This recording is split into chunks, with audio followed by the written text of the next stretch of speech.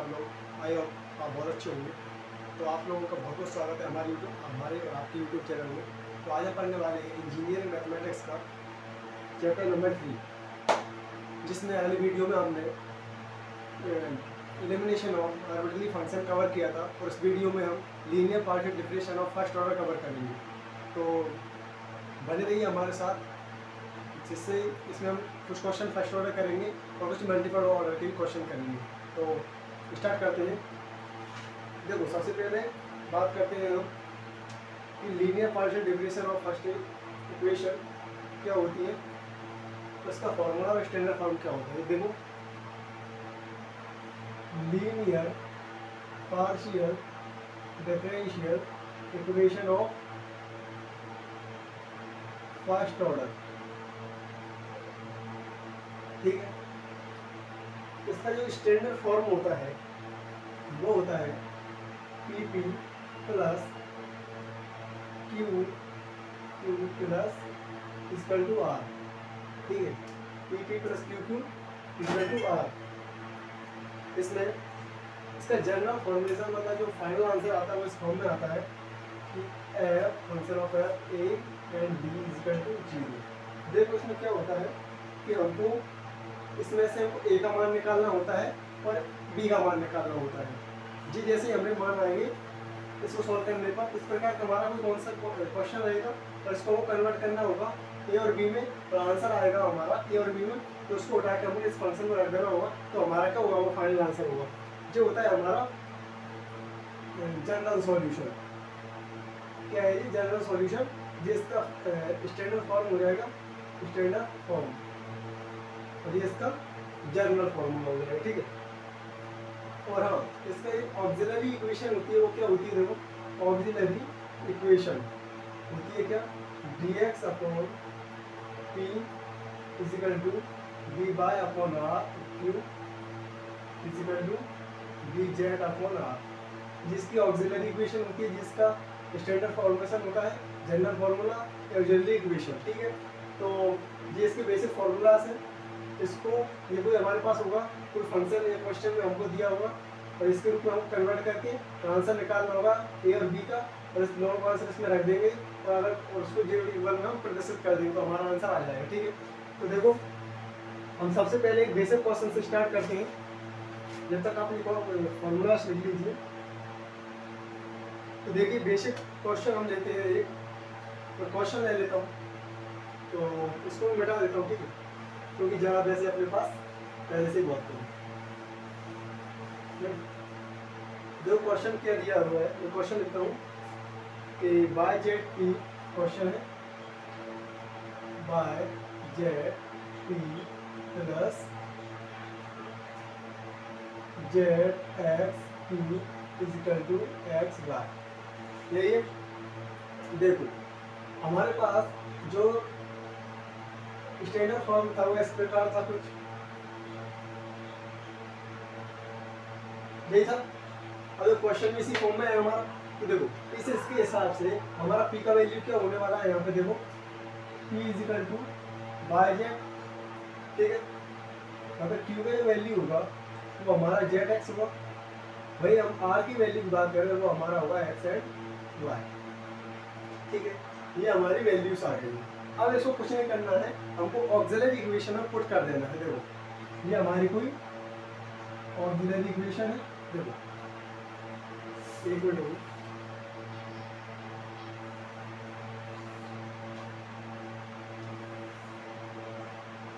हाँ क्या है, देखो इनपुट लग देता हूँ, ऑक्सिलरी इक्वेशन, राइट हो अच्छा दोस्तों। ऐसी देखो क्या होती है auxiliary equation, dx upon p is equal to dy upon q is equal to dz upon r, ठीक है। तो देखो यहाँ p का वैल्यू रख देते हैं q का और r का, तो रखते हैं, देखो क्या आएगा is equal to dx upon p का वैल्यू क्या है यहाँ पे yz, तो yz रख दिया इजिकल टू dy, q का वैल्यू क्या है zx, dz अपॉन क्या दिया है आपका वैल्यू एक्स एंड वाई। ये हमारे पास ऑक्सिलरी इक्वेशन बन चुकी है। अब देखो इसको सॉल्यूशन करने के लिए कुछ नहीं होता है, हम किसी दोनों में से एक का कंपैरिजन करवा देंगे। मतलब ये दोनों में से किसी, या तो इसको ले लो या फिर इसको ले लो, दोनों में से एक दोनों को ले लो, उनको सॉल्यूशन करते हैं हम लोग, ठीक है। तो टैकिंग में लिखता हूँ, टैकिंग फर्स्ट टू ले लेता हूँ, ठीक है। तो मैं ये दोनों को ले लेता हूँ, चाहो तो इन दोनों को भी आप ले सकते हो, कोई फर्क नहीं पड़ेगा आंसर पर। देखो तो मैं ले लेता हूँ first and second, dx upon by z is equal to dy upon Z x. तो देखो और जिनमें से आपको कुछ कॉमन चीज दिख रही है जेड, तो मैं जेड से जेड काट सकता हूँ। देखो मुझे यहाँ पे ए और बी का वैल्यू चाहिए, मतलब मैं यहाँ पे जो फंक्शन था वो क्या था, function a and b is equal to 0।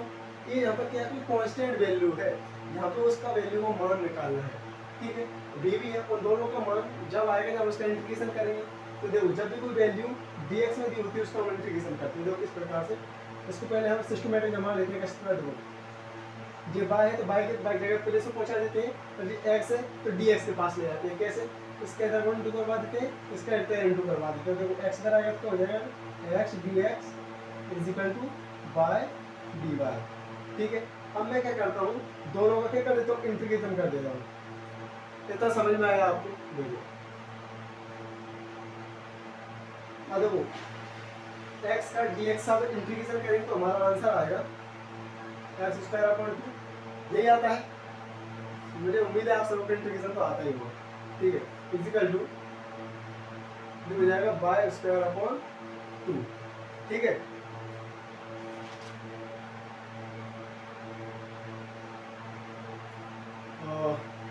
कोई कांस्टेंट मान लो सी, अगर देखो इसको से 2 तो कट ही जाएगा, ऐसा तो होता ही कट जाएगा। तो क्या बचेगा हमारे पास, देखो x square minus Y square is equal to C. ये अब मैं क्या करता हूँ, X square minus Y square बराबर सी को मैं मान लेता हूँ, क्योंकि हमको सी की जरूरत नहीं है, क्योंकि हमें ए की जरूरत है। इसलिए हम क्या मान लेते हैं, इसको कांस्टेंट को ए मान लेते हैं, क्योंकि हमको ए चाहिए ना कि सी। ये हमारा आ गया ए का वैल्यू। अब देखो अब मैं इन दोनों के लिए था पहले, अब मैं चाहता हूँ इन दोनों को ले लेता हूँ। आप चाहो तो इन दोनों को भी ले सकते हो या इन दोनों को ले सकते हो, कोई फर्क नहीं पड़ेगा। तो मैं चाहता हूँ कि सेकंड वाला और थर्ड वाला, मैं टेकिंग सेकंड एंड थर्ड दोनों को ले लेता हूँ। मैं लिख देता हूँ, चलो टेकिंग सेकंड एंड थर्ड, ठीक है।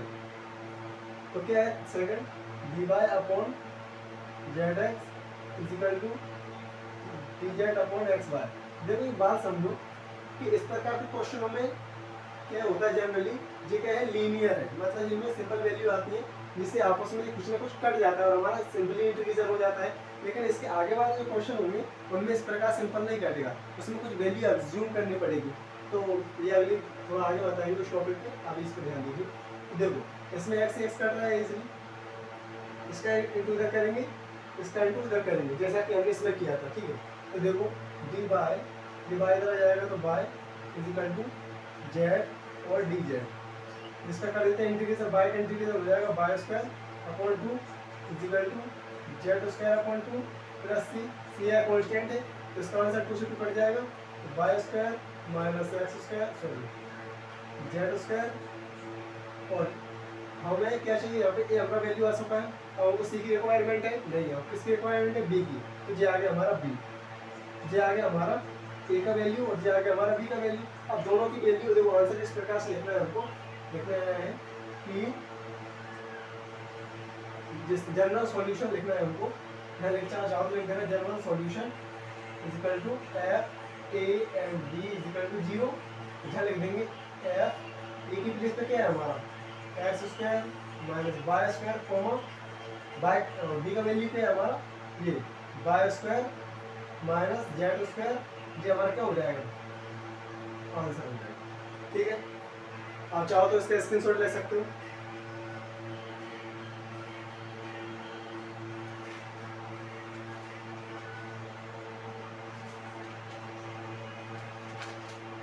अच्छा एक हैवी सा क्वेश्चन लेते हैं, ये तो छोटा कभी मन सा क्वेश्चन था, एक हैवी क्वेश्चन लेते हैं, ठीक है आपके लिए। तो मैं इसको हटा देता हूँ।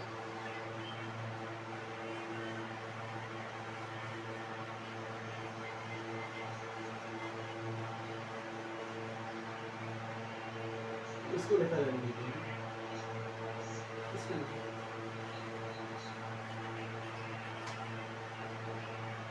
अब एक धमाकेदार क्वेश्चन अपन लेते हैं। क्या है क्वेश्चन? देखो क्वेश्चन है कि solve y square z p plus x square z q is equal to दिया है एक्स वाई स्क्वायर। ठीक है, ये क्वेश्चन है।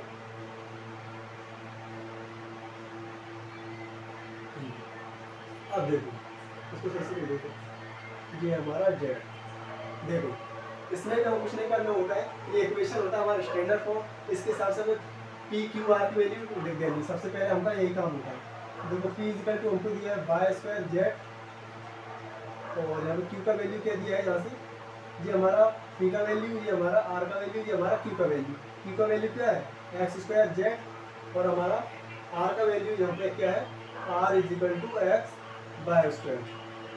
ठीक है, अब क्या करेंगे, हमको एक ऑक्सिलरी इक्वेशन पुट करेंगे। तो देखो क्या ऑक्सिलरी इक्वेशन पुट कर देते हैं। ऑक्सिलरी इक्वेशन क्या होती है? Auxiliary equation dx upon q is equal to dy upon q is equal to dz upon r।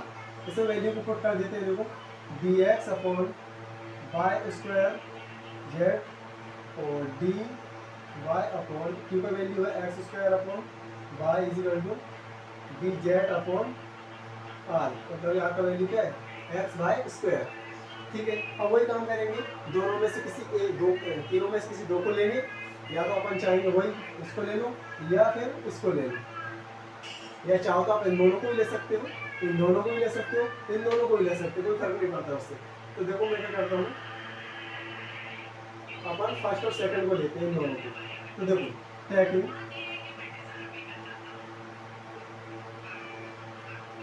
First two equation. तो देखो फर्स्ट इक्वेशन क्या आएगी, dx upon Y square z is equal to dy upon x square y. ठीक है, इसमें कुछ cut रहा है क्या? यस, y से एक बार कट गया, थोड़ी तसल्ली तो हुई। तो x को इधर पहुंचा देते हैं। तो देखो x square dx is equal to y को इधर पहुंचा देते हैं। तो देखो z और एक y भी इधर आएगा और dy। दोनों सबको क्या करेंगे, इंटीग्रेशन करेंगे। ये इंटीग्रेशन का साइन लगा दिया। अब देखो देखो x का इंटीग्रेशन क्या होता है, हो जाएगा एक्स स्क्वायर को हो जाएगा एक्स क्यू अपॉन 3, और जेड इधर क्या है कॉन्स्टेंट है, इधर y का क्या हो जाएगा इधर वाई स्क्वायर अपॉन 2, और जेड हमारा कॉन्स्टेंट रहेगा। और इसको इधर ले आएंगे तो माइनस हो जाएगा, तो कॉन्स्टेंट आएगा उसको मैं मान लेता हूँ a। ठीक है, कुछ गलत हो गया है, मुझे गलत लग रहा है। यस, ये हमारा जेड था, गलती से मैंने अब आ लिख दिया, ये थोड़ी सी मिस्टेक हो गई। अच्छा वो आप लोगों ने बता दिया कि थैंक यू। देखो दोबारा कर लेते हैं, वो बात नहीं। अच्छा हुआ शुरू में पता लग गया तो गलत गलत जगह पहुँच जाता। देखो जेड था, ये कटेगा नहीं करेगा, तो वाई स्क्वायर जेड, तो इसमें जेड से जेड कट जाएगा, कट तो फिर भी रहा है।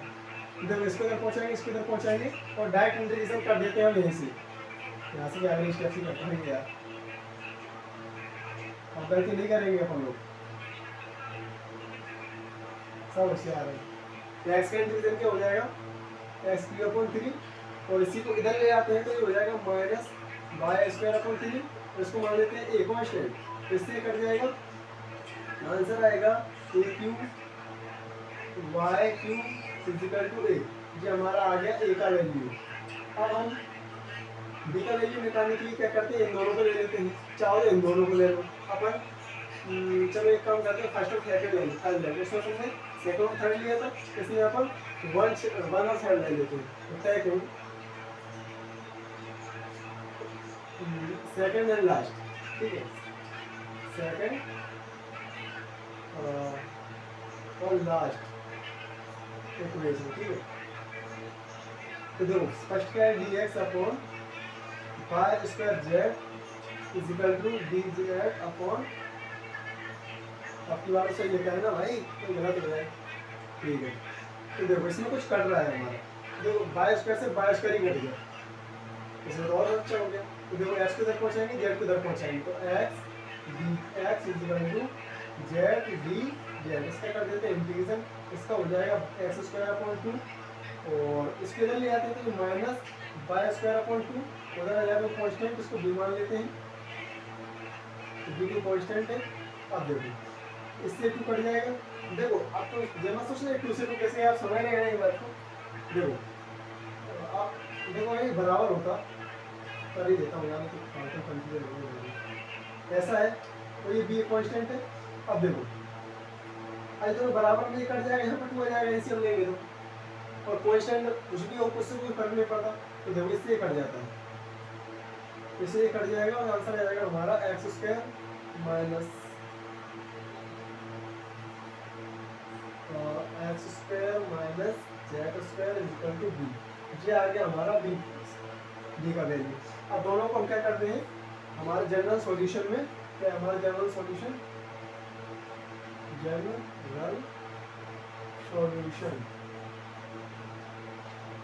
सॉल्यूशन ठीक है, तो होता है f a b is equal to 0। तो क्या है, देखो ए का वैल्यू क्या हमारे पास, कहाँ गया, ये जो हमारा ए का वैल्यू है, तो ये हमारा बी का वैल्यू है। तो ए का वैल्यू क्या है, A Q sorry S Q minus by Q comma, और बी का वैल्यू क्या है हमारा, कहाँ गया, उस कैसे का वैल्यू देखिएगा, एस स्क्वायर माइनस, यार कितनी गलती हुई यार, जेड स्क्वायर, ये हमारा इक्वल टू 0, ये इसका फाइनल आंसर हो जाएगा, ठीक है। इसका आप स्क्रीनशॉट ले लीजिए।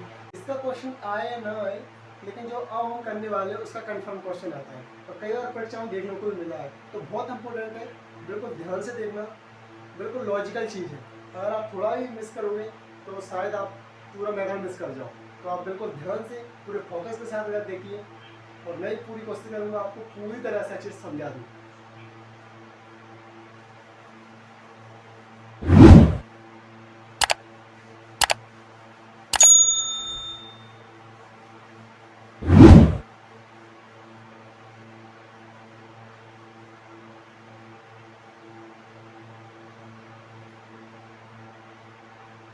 मेथड का नाम है मेथड ऑफ मल्टी, स्टूडेंट का बड़ा अच्छा है यार भाई, मल्टीप्लाइज। देखो दे बी यूज देर भी क्लोज मल्टीपल, इसमें क्या होता है, क्लोज कोई भी हमारी वस्तु होती है, उसका मल्टीपल का कुछ आंसर निकालना होता है। देखो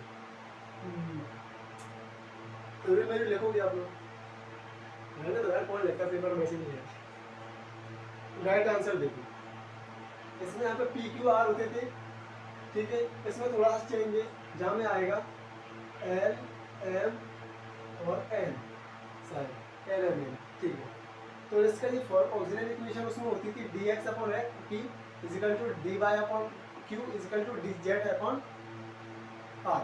तो इसमें भी थोड़ा सा चेंज है, देखो इसमें क्या हुआ, होगा तो वही, लेकिन थोड़ा सा चेंज है, क्योंकि ये मेथड ऑफ मल्टीप्लाइज है। देखो इसका क्वेश्चन आता है, पेपर में को ध्यान से समझिए, इसकी थ्योरी नहीं आती इसलिए नहीं लिख रहा, उसका मेथड पे ध्यान दो आप। तो देखो d Y upon q is equal to d Z upon r, जो होता है, देखो इसका इज इक्वल टू हम करेंगे, तो देखो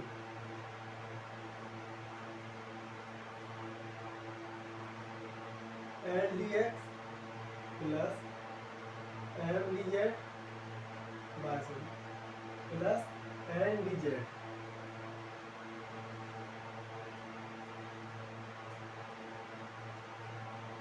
N p plus n q plus n r, ये इसका फॉर्मूला होता है।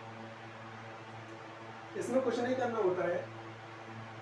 देखो इसका सॉल्यूशन किस प्रकार के आएगा, देखो l d x plus m d y plus n d z is equal to 0। ये क्या फंडा है, आगे आपको समझ में आएगा, बिल्कुल ध्यान से देखिए। L p plus m q plus n r.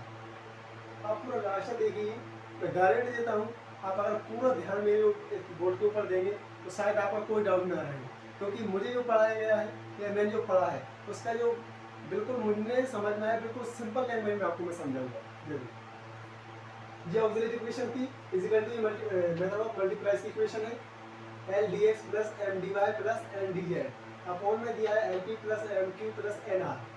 ठीक है, हमको क्या करना होता है, इसमें कोई भी ऐसी कोई भी हमको प्रॉब्लम मिलेगी उसके लिए हम ऑक्सिलरी इक्वेशन बनाएंगे। उसमें क्या करना है, कोई भी ऐसी वैल्यू फाइंड करनी है जिसमें d x d y plus D z और ये l p plus m q plus n r, तो इनको अगर जोड़े तो 0 आ जाए, इन दोनों को अगर जोड़े तो हमारा क्या जाएगा 0 आ जाए। ठीक है, अगर ये दोनों 0 आ जाते हैं तो हमारी इक्वेशन आगे जाएगी वरना नहीं जाएगी, जाना ही चाहिए, ऐसी वैल्यू सोचना है हमको। इसका नाम ही है मेथड ऑफ मल्टीप्लाई। तो कुछ ना कुछ का मल्टीप्लाई हमको करना ही पड़ेगा। ठीक है, जब भी हमारा सॉल्यूशन आएगा तो आप इसका सॉल्यूशन लिख लो, क्योंकि अपने पास इतनी जगह नहीं है कि अपन इस बोर्ड पर सारा करा सकें। ठीक है, तो मैं क्वेश्चन लिखता हूँ, सीधा क्वेश्चन पर हम लोग चलते हैं, क्योंकि मेन मकसद तो हमारा क्वेश्चन करना है। ये तो बेसिक बात थी, इसको भी हटा देते हैं। तो दो क्वेश्चन क्या है मैं लिख लेता हूँ। Question x upon Y square plus Z, एक मिनट यार मैं क्वेश्चन ले लेता हूँ, मेरे पास नोट्स है, मैं देख के लिख लेता हूँ। क्वेश्चन p प्लस माइनस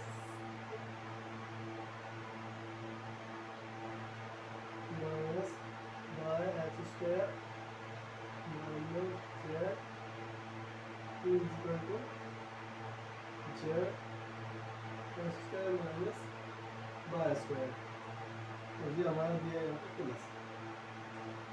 ये क्वेश्चन सही है और इसका सॉल्यूशन अब हम करते हैं। तो देखो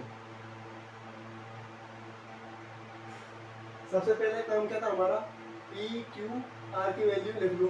सबसे काम ये है, अगर तुम इतना करोगे तो हमको कुछ मार्क्स मिल जाएगा। पी इज इक्वल टू क्या है, यहाँ पे फाइंड आ रहा है, ये आ रहा है पी का value X constant Y square plus Z, ये हो गया हमारा पी का वैल्यू। अब पी का वैल्यू क्या हुआ हमारे पास, minus by X square plus Z. सही है, पी का वैल्यू क्या हुआ, R is equal to R का वैल्यू हुआ Z constant X square minus Y square. इसका ऑक्सिलरी फॉर्म बनाते हैं तो क्या आएगा,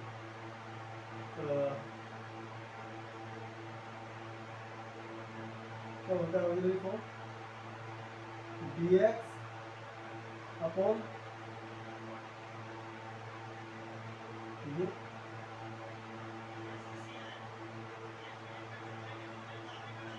बाय अपॉन माइनस में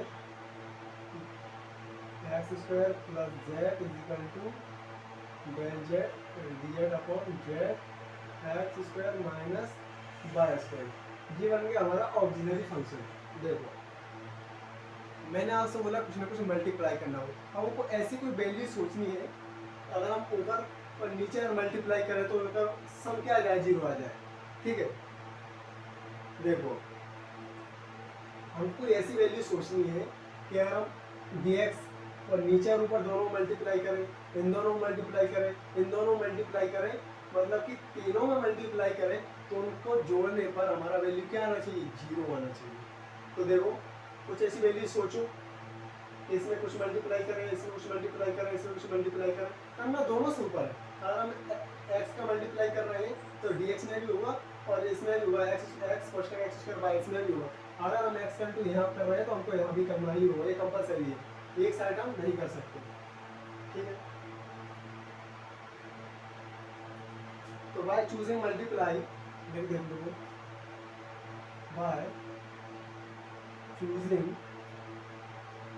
मल्टीप्लाई मैं करता हूँ x बाय -1। देखो अगर मैं इसमें x का इंटू करवा दूँ तो हमारा हो जाएगा ये x स्क्वायर क्या हो जाएगा इंटू इसका अंदर देखो जिसका मैं प्रूफ दिखाता हूँ ये माइनस इनको सब जोड़ने पर प्लस होगा करने पर 0 हुआ के लिए तो कैसे करेंगे। अगर मैं नीचे वाली वैल्यू में x का इंटू करवा दूँ सबसे पहले इसका रफ्तार मैं करके दिखा रहा हूँ एक बार।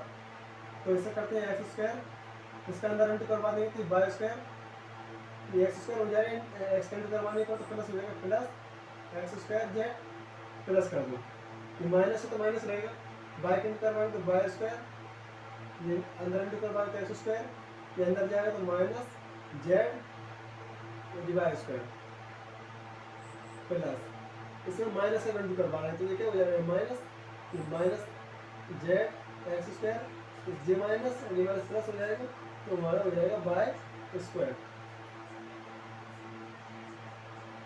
ठीक है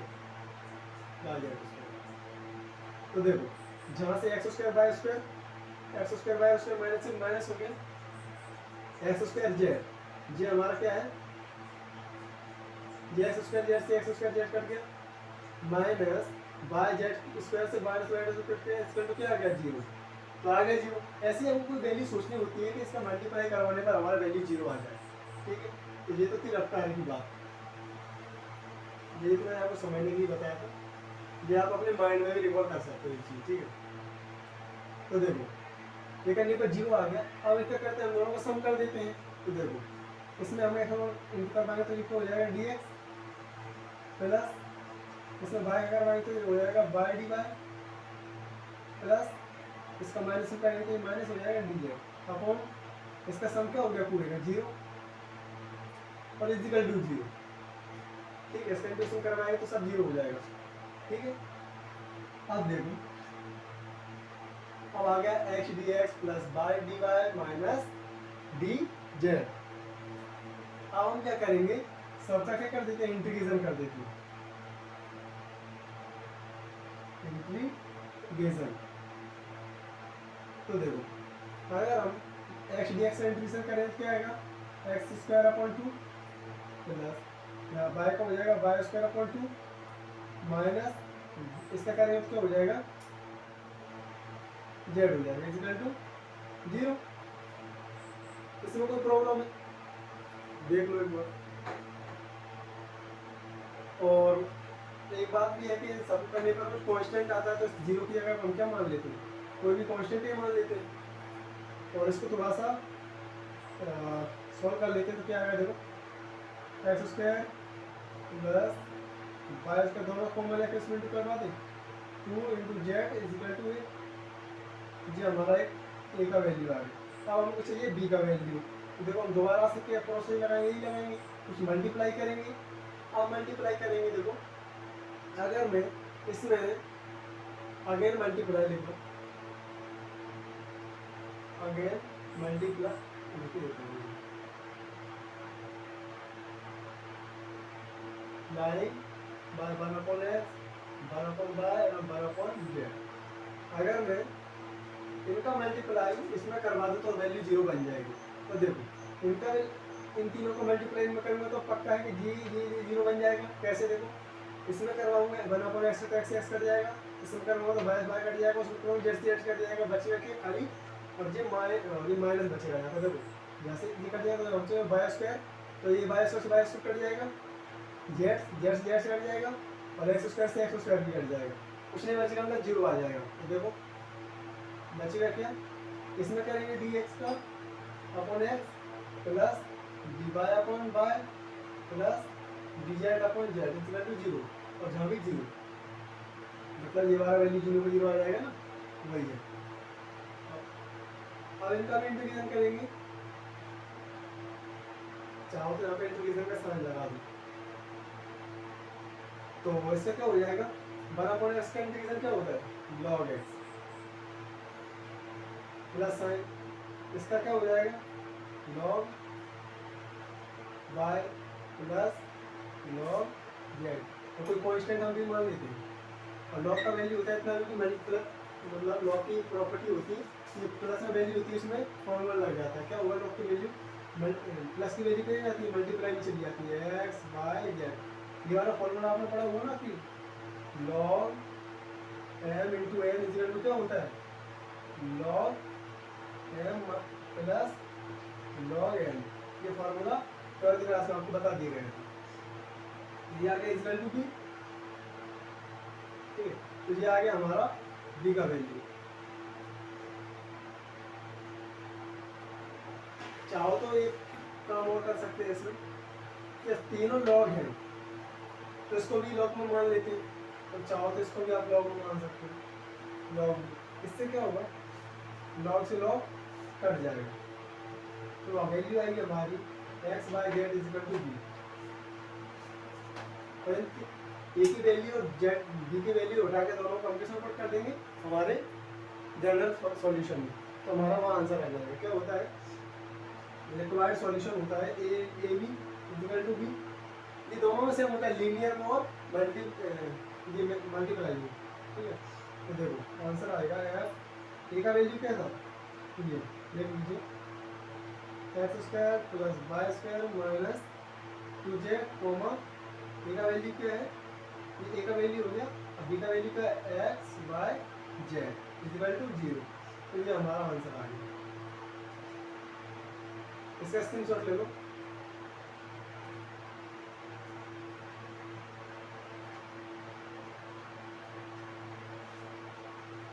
ठीक है, देखिए और भी मुझे क्वेश्चन करवाने थे तो वीडियो बहुत लंबा हो गया, तो इस वीडियो में इतना ही रहने देता है। अगले वीडियो में इसकी हम 1-2 क्वेश्चन और करेंगे, इससे आपको करने में आसानी होगी।